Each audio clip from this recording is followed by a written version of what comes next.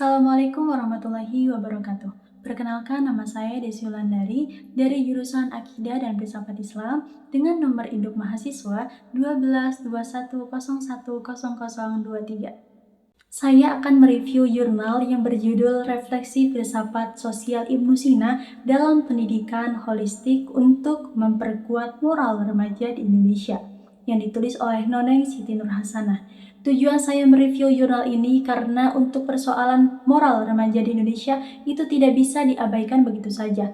Nah, salah satu alternatif solusi yang ditawarkan adalah pendidikan, terutama pendidikan holistik Ibnu Sina yang memberikan pondasi awal dalam memperkuat moral remaja di Indonesia. Yang pertama, realitas moral remaja di Indonesia. Moralitas merupakan sesuatu yang membatasi, tidak hanya tampak baik, tetapi mengarahkan tingkah laku dan pola pikir ke arah yang baik. Tentunya untuk membentuk karakter yang baik harus dipersiapkan sejak dini, karena di usia dini merupakan usia emas. Pada tahap ini, anak akan menerima segala sesuatu yang diberikan kepadanya, baik itu perkataan, perbuatan orang tuanya, maupun orang-orang di sekitarnya.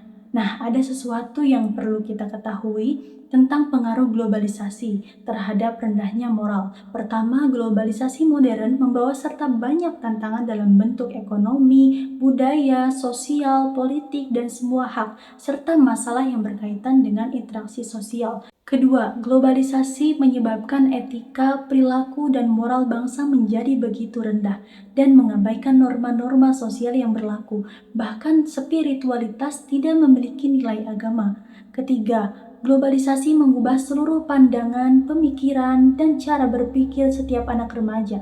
Yang kedua, refleksi filsafat sosial Ibnu Sina dalam pendidikan holistik. Nah, holistik adalah cara pandang yang menyeluruh atau secara keseluruhan sebagai satu kesatuan.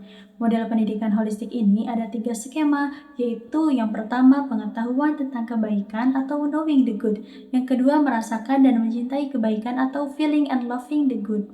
Dan yang ketiga, melakukan kebaikan atau acting the good. Nah, yang pertama, pengetahuan tentang kebaikan dapat dengan mudah diajarkan karena merupakan pengetahuan murni yang bersifat kognitif. Kedua, mengetahui dan mencintai kebaikan merupakan penggerak utama untuk melakukan kebaikan. Orang berperilaku baik karena dia menyukai perilaku yang baik. Ketiga, melakukan kebaikan menjadi jalan bagi anak untuk mengembangkan karakter yang kuat. Butuh proses yang luar biasa sulit dan perjuangan yang tidak mudah. Namun ketika seorang anak terbiasa melakukan hal yang baik, maka akan tumbuh budaya yang baik pula. Setidaknya dia akan malu saat melakukan hal yang buruk. Konsep pendidikan Ibnu Sina sangat mementingkan pendidikan akhlak, karena di masanya suasana kondisi sosial politik benar-benar kacau. Baik secara langsung ataupun tidak, kondisi sosial ini mempengaruhi konsep pendidikannya. Ibnu Sina membagi jenjang pendidikan menjadi 2 bagian, yaitu jenjang umum dan jenjang khusus. Pada jenjang umum, anak-anak dilatih untuk mempersiapkan tubuh, pikiran, dan jiwa mereka. Pada jenjang ini, anak akan mendapatkan pelajaran membaca dan menulis Al-Quran, hal-hal penting tentang agama, dasar-dasar bahasa, dan sedikit literatur. Selanjutnya, pada jenjang khusus, anak-anak dipersiapkan untuk pekerjaan, yaitu mereka dilatih untuk melakukan praktik-praktik yang berkaitan dengan masalah kehidupan. Nah, dari sini Ibnu Sina ingin menunjukkan profesi dan bakat yang sesuai dengan kemampuan dan kecenderungan anak. Ibnu Sina juga menjelaskan bahwa tujuan pendidikan memiliki 3 keterampilan yang semuanya bersifat regulasi. Pertama, mengatur arah interaksi kelas. Kedua, memberikan arah yang diinginkan dan menawarkan perbaikan. Yang ketiga, apresiasi. Jika penting dan diperlukan, akan mendorong siswa untuk merealisasikan ambisi untuk mencapainya. Tujuannya adalah untuk membentuk dasar interaksi pedagogis. Jadi, pada prinsipnya, segala kegiatan yang berlangsung dalam proses pendidikan itu tidak lepas dari konsep pendidikannya sendiri. Konsep dan teori merupakan gagasan yang utama untuk menjadi pusat permasalahan, seperti apa yang harus dilakukan dan bagaimana bisa diaplikasikan. Oleh karena itu, dalam konteks ilmu pendidikan, Ibnu Sina ditempatkan pada kategori filsuf pendidikan. Selain itu, Ibnu Sina juga memaparkan beberapa pelajaran yang harus dipelajari dan dikuasai peserta didik berdasarkan tingkat usia. Pertama, usia 3-5 tahun harus harus diajarkan pendidikan jasmani, akhlak, ketertiban, perkataan, dan keterampilan. Kedua, usia 6-14 tahun harus diajarkan membaca dan menghafal Al-Quran, syariat, dan pendidikan jasmani. Ketiga, usia 14 tahun ke atas banyak pelajaran yang bisa diberikan, namun pelajarannya harus sesuai dengan kemampuan dan minat peserta didik.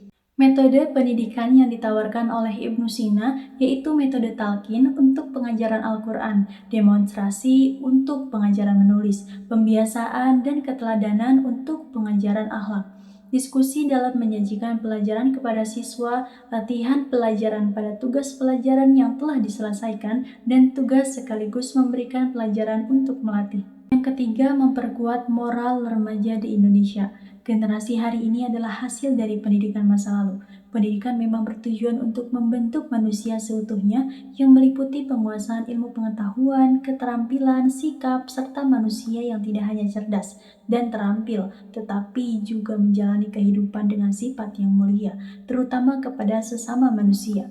Tegasnya, pendidikan selalu ditujukan untuk membentuk manusia yang beradab, kompeten, dan cerdas. Karakter atau akhlak mulia menurut Ibnu Sina mencakup dimensi yang sangat luas, termasuk melalui aspek kehidupan. Aspek-aspek tersebut menjadi salah satu perwujudan karakter pribadi yang berakhlak mulia melalui aspek sosial, spiritual, dan personal.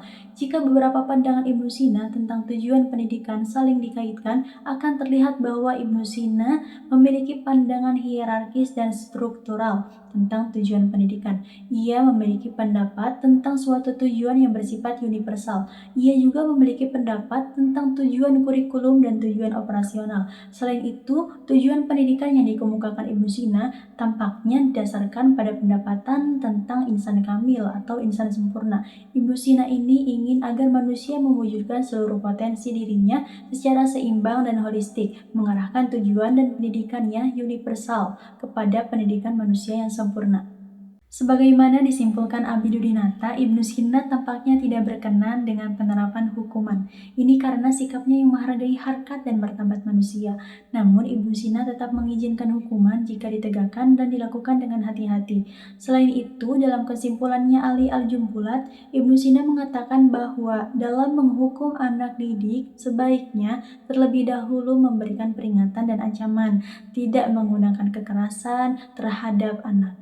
Baru kemudian diberi dorongan serta bujukan, terkadang langsung dengan muka masam atau memuji untuk memaksa anak berbuat baik. Jadi kesimpulannya bahwa pendidikan holistik dapat dijadikan salah satu alternatif untuk memperkuat moral remaja di Indonesia. Hasil dan pembahasan dalam review jurnal kali ini menunjukkan bahwa persoalan moral remaja di Indonesia tidak bisa diabaikan begitu saja. Salah satu alternatif solusi yang ditawarkan adalah pendidikan, terutama pendidikan holistik Ibnu Sina yang memberikan fondasi awal dalam memperkuat moral remaja di Indonesia. Review ini merekomendasikan kepada lembaga dan organisasi pendidikan serta masyarakat untuk lebih memperhatikan permasalahan moral yang terjadi saat ini, khususnya moral remaja di Indonesia. Melalui moral yang kuat, diharapkan kualitas masyarakat Indonesia semakin meningkat.